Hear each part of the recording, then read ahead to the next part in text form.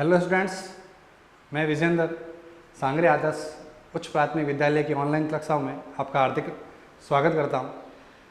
अपन maths के topic कर रहे हैं, आप हमसे जुड़े रहिए, हम आपके लिए बहुत अच्छे टॉपिक लेकर आएंगे। बात अगर सांगरे आदर्श स्कूल की जाए तो इस एरिया का ये सर्वश्रेष्ठ रिजल्ट देने वाला संस्थान है। आप हमसे जुड़िए, ठीक है।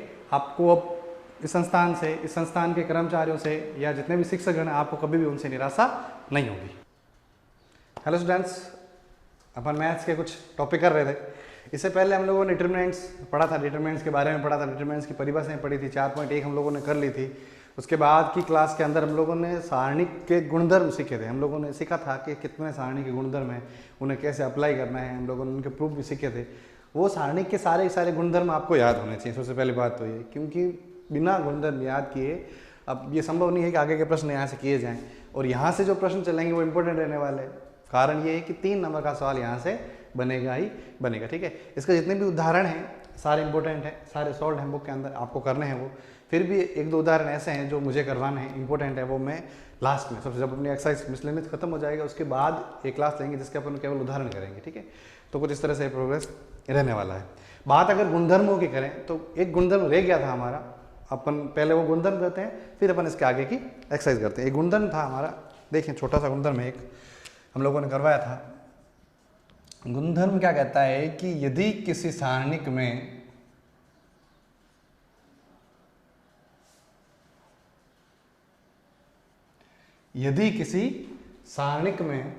किसी पंक्ति या किसी स्तंभ में सभी शून्य हो, सभी शून्य है। यदि किसी सारणिक में कोई पंक्ति या स्तंभ के सभी अवयव शून्य हो, सभी अवयव शून्य है, तो सारणी का मान भी कितना होता है? शून्य होता है। सारणी का मान भी कितना हो जाता है? शून्य हो जाता है, ठीक है। कोई दिक्कत नहीं इस तरह चीज़ों में। क्लियर है? समझ में आ गया होगा आपको। चलिए अब आगे करते हैं। अब अपन आगे एक्सरसाइज करते हैं 4.2, ठीक है। 4.2 का पहला क्वेश्चन है। ये वही क्वेश्चन है जो हम लोगों ने पहले किया था, ठीक है। वहाँ x y था, यहाँ पे क्या हो गया? ये l m हो गया। इसके अलावा कोई फर्क नहीं है। ये l m 2 3 is equal to 0। तो हमें find ratio of l ratio m, हमें क्या निकालना है? l अनुपात m का मान निकालना है। क्या दे रखा है? सारणी दे रखा है। सारणी को क्या कर लेंगे? हल कर लेंगे। तो सारणी कैसे हल होगी? 3 को l से गुणा करूंगा मैं, है ना। तो 3l minus 2m equal to 0। तो यहाँ से क्या हो जाएगा? ये 3l is equal to 2m। तो l is equal to m upon is equal to 2/3। l upon m is equal to 2/3। ये हो गया हमारे पास। इस तरह से ये प्रश्न हो गया, ठीक है। ये हम पहले कर चुके हैं, कुछ नया है नहीं इसके अंदर, ठीक है। अब आगे देखें।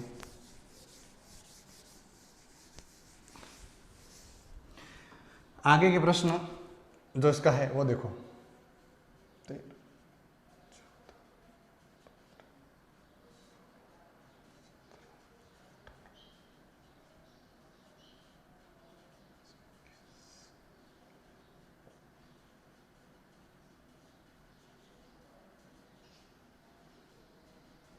का मान ज्ञात करो, ठीक है। एक सारणिक दे रखा है, शायद तीसरा प्रश्न चौथा प्रश्न होगा।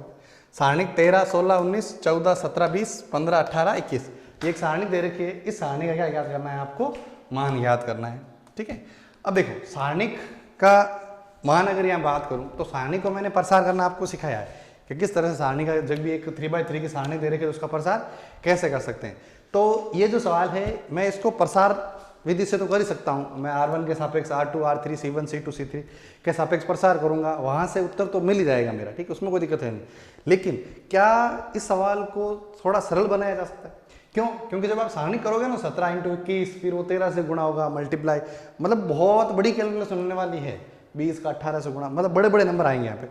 तो क्या इनका कोई दूसरा सॉल्यूशन नहीं है क्या? क्या किसी और तरीके से जो हम दोनों गुणधर्म सीखे थे उन गुणधर्मों की सहायता इसको हल नहीं कर सकते? बिल्कुल। तो गुणधर्म ही हैं जो सवाल को क्या बनाएंगे? सरल बनाएंगे।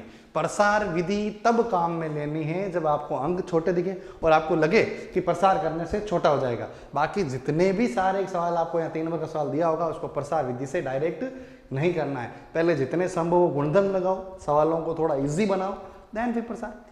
कोई मना नहीं करता अपने को। कोई दिक्कत है ही नहीं। क्लियर है? देखिए क्या करना है इस तरह के सवालों में, बात अगर की जाए का मान ज्ञात करो। ठीक है, तो देखो क्या करेंगे। सबसे पहले एक नियम पढ़ाया था मैंने आपको कि यदि किन्हीं दो पंक्तियों को परस्पर बदला जाए, दो स्तंभों को परस्पर बदला जाए तो चिन्ह चेंज हो जाएगा, या ये तो पढ़ा था। और एक और पढ़ा था जिसके अंदर संक्रिया वाला ना, कि अपन अंदर आंतरिक संक्रियाएं करें ना, किसी में जोड़ दें, किसी में कुछ घटा दें, तो सारणी के मान में कोई परिवर्तन नहीं होता है। तो यहां पर वैसा ही कुछ करने वाले हैं हम लोग। देखो इसमें कुछ घटाऊंगा तो माइनस हो जाएगा। मैं क्या करता हूं, R2 में से R1 घटा देता हूं, R2 में से R1 घटा देता हूं। 14 में से 13 घटेगा, 17 में से 16 घटेगा, 20 में से 19 घटेगा। ठीक है, तो ये काम करते हैं। तो क्या करेंगे, प्रथम संक्रिया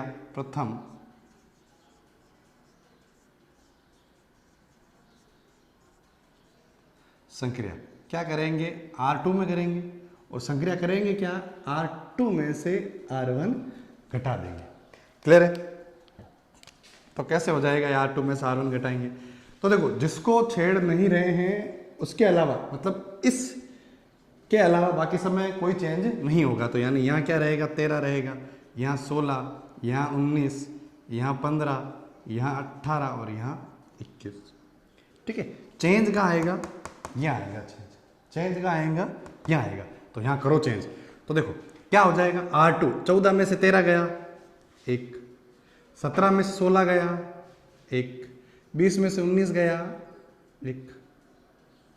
कोई दिक्कत? बिल्कुल दिक्कत नहीं है। ठीक है, कोई समस्या ही नहीं। अब देखो क्या इसको और संक्रिया लगा और सरल बनाया जा सकता है। तो ये कर सकते हैं कि R3 में से R1 घटा लें। क्या करें, R3 में से R1 घटा लें, करें संक्रिया।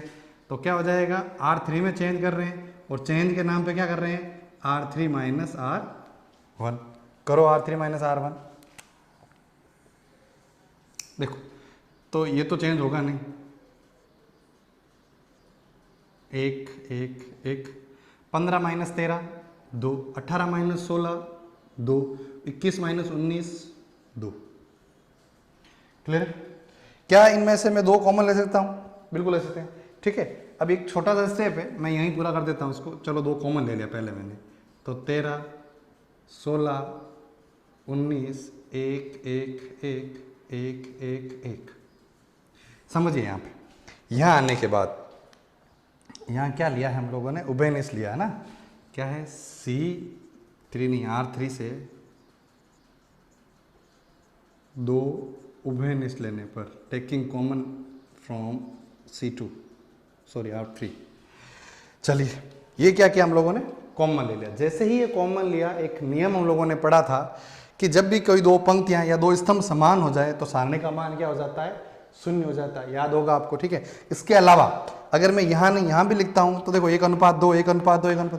उसमें मैंने एक चीज और बताई थी, यदि अनुपातिक रूप से भी समान हो जाए, यदि अनुपातिक रूप से भी समान हो जाए तब भी सारणी का मान क्या होगा, 0 होगा। तो यहाँ क्या लिखेंगे, चूंकि यहाँ लिखे, देखो मैं यहाँ ऊपर लिख रहा हूँ, लिखेंगे क्या वो देख लें, चूंकि R2 व R3 के मान समान है या समानुपातिक है, अतः सारणी का मान 0 होगा। क्लियर है? समझ में आया आपको? कोई दिक्कत नहीं इस तरह के प्रश्नों में। ठीक है, एक बार देख लें, नोट करें इसको अच्छे से, वापस कोई रिवीजन, कोई दिक्कत हो तो मुझे बताएं। ठीक है, तो ये इस तरह से करने हैं। अब यहाँ पे इसको करते हैं साफ, आगे के प्रश्न देखते हैं। नेक्स्ट प्रश्न करेंगे अब हम। यहाँ क्या हो जाएगा, 1 1 1। ठीक है, 1 1 1। अब देखो प्रश्न, देखो सरल प्रश्न है, इजीली हो जाएगा, कोई दिक्कत नहीं। क्या करेंगे, x minus Y, Y minus Z, Z minus X, आपको क्या करना है यहाँ पे सिद्ध करना है। तो देखिए x माइनस वाई जो है आपका, x माइनस वाई, यहाँ पे क्या करना है आपको, x माइनस वाई लेके आना है। तो x माइनस वाई कैसे आएगा, x माइनस वाई आएगा यहाँ पे। देखो अगर आपको x माइनस वाई कहीं से लेके आना है तो यहाँ ध्यान दो, ये x है ये y है, तो x माइनस वाई यहाँ से कॉमन आ जाएगा z। क्लियर है? या फिर दूसरा क्या चाहिए, y माइनस जेड, तो ये y ये माइनस जेड, तो यहाँ से भी क्या आ सकता है, ये y माइनस जेड कॉमन आ सकता है। इस तरह से ये सवाल बन जाएगा। तो आपको ये जो संक्रियाएं हैं, ये जो संक्रियाएं हमें बनानी है, ये आपको सीखनी है। क्लियर है, पहली बात हुई। दूसरी बात और सुने कि हमेशा ध्यान ये रखना है कि जब भी किसी सारणिक में 3 1 आ जाए, चाहे वो C1 में आ जाए, चाहे C2 में आ जाए, चाहे R1 R2 में आ जाए, तो सबसे पहला एम हमारा यही होना चाहिए कि उनमें से किन्हीं 2 को 0 बना दो। जैसे ही आप किन्हीं 2 को 0 बनाओगे सवाल सॉल्व हो जाएगा, आपका आंसर अपने आप आ जाएगा आपके सामने। ठीक है, ज़्यादा मैथमेटिक्स करने की जरूरत नहीं पड़ेगी। तो सबसे पहले क्या करेंगे, इसको 0 बना देता हूँ। मान लो मैंने R1 को 0 बना दिया, तो R1 को 0 बनाऊंगा तो क्या आएगा, R1 माइनस R2। बनाओ 0 R1 को 0, तो R1 को 0 बनाएंगे तो R1 माइनस R2, तो क्या हो जाएगा R1 आपका ये रहा 1 minus 1 0, YZ minus ZX, Y plus Z minus Z minus X। ठीक है, ये ऐसे ही रहेगा, इसमें कोई चेंज आएगा नहीं। क्लियर है, ये x y का x y रह जाएगा और ये x प्लस वाई। चलिए अब देखिए नेक्स्ट क्या करते हैं, यहाँ पे एक संक्रिया और लगा देते हैं, इसको भी 0 बना देते हैं। इसको 0 बनाने के लिए क्या करना पड़ेगा आपको, R2 में से R3 घटाना पड़ेगा। घटा लेते हैं R2 माइनस R3, तो देखो ये हो जाएगा 0। पहले इसको सॉल्व कर लेते हैं, ठीक है ना। तो यहाँ पे z कॉमन आ रहा है, तो जैसे ही z कॉमन आएगा क्या बना, y माइनस एक्स। यहाँ पे z से z कैंसिल हुआ, बचा क्या, y माइनस एक्स। ये 1 माइनस 1 क्या हो गया, 0। ये संक्रिया लग रही है ना, दिस माइनस दिस, तो zx माइनस एक्स वाई, तो ये zx माइनस एक्स वाई, तो z plus X minus Y, ये नो चेंज में आ जाएगा।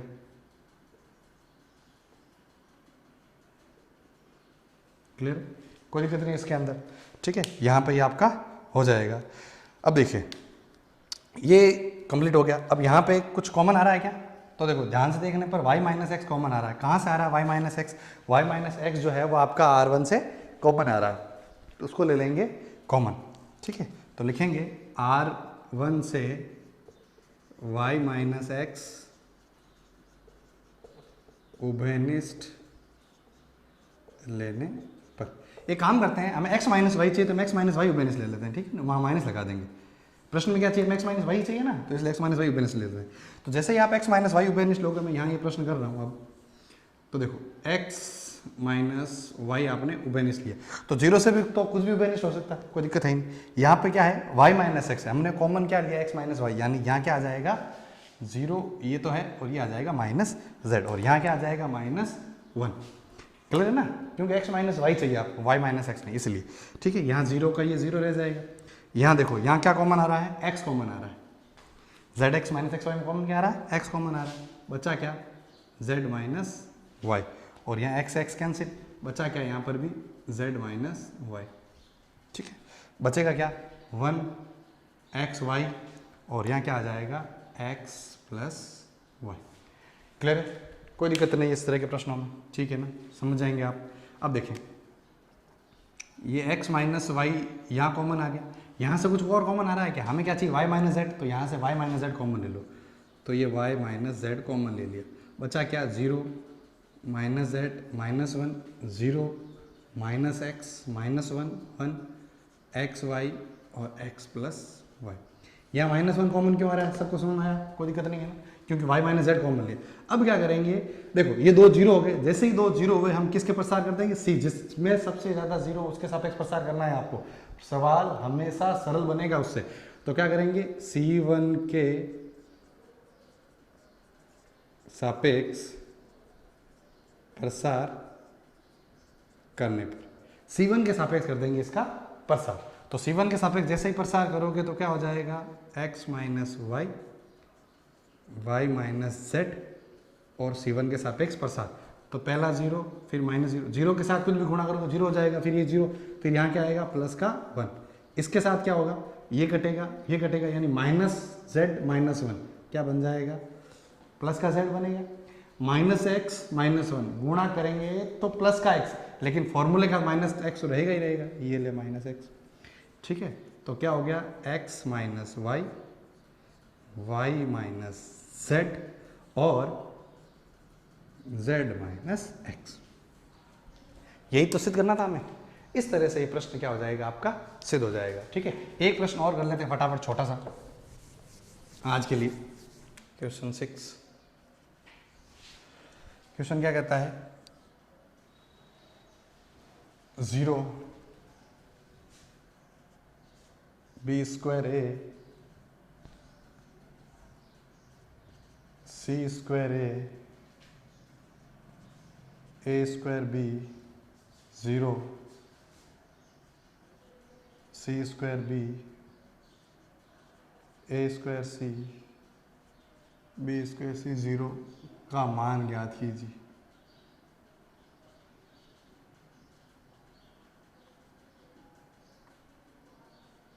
छठा प्रश्न है आपका, इसका क्या करना है, आपको मान प्राप्त करना है। देखिए, तो फिर से वही कह रहा हूं, जरूरी नहीं है कि आप हर प्रश्न को प्रसार विधि से करें। इसको प्रसार करेंगे नो डाउट आंसर आ जाएगा, उससे भी आ जाएगा, आंसर में कोई दिक्कत नहीं आती है, लेकिन प्रसार से नहीं करना है। प्रसार से करोगे तो कैलकुलेशन पड़ेगी, लंबा पड़ेगा। तो उसको छोटा बनाने के लिए विदाउट प्रसार यानी कि विदाउट एक्सपेंडिंग, एक्सपेंड किए बिना क्या इस प्रश्न को किया जा सकता है क्या? तो जहां तक संभव हो पहले कॉमन वगैरह कुछ लो, अगर तब जाके ऐसा लगे कि हाँ ये प्रश्न ईजी हो सके उसके बाद ही खोलें। तो जैसे कि यहाँ देखो, क्या यहाँ से मैं ए स्क्वायर कॉमन ले सकता हूँ? बिल्कुल ले सकता हूँ। क्या यहाँ से मैं बी स्क्वायर कॉमन ले सकता हूँ? बिल्कुल ले सकता हूँ। क्या यहाँ से मैं सी स्क्वायर कॉमन ले सकता हूँ? बिल्कुल ले सकता हूँ। तो क्या हो जाएगा, C1 C2 व C3 से क्रमशः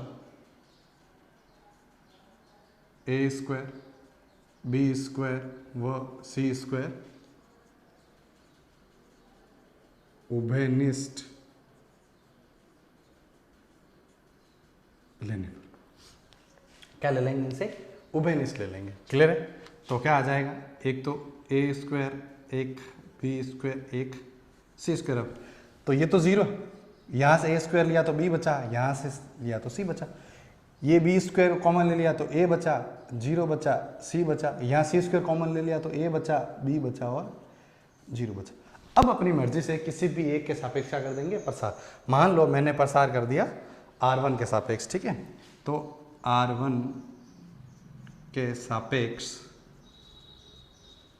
प्रसार करने पर, R1 के सापेक्ष प्रसार करेंगे तो यहाँ क्या आएगा, ए स्क्वायर बी स्क्वायर सी स्क्वायर, सॉरी प्रसार करेंगे तो देखो सबसे पहले क्या आएगा, 0। तो 0 के अंदर कुछ भी आए 0 ही रहेगा।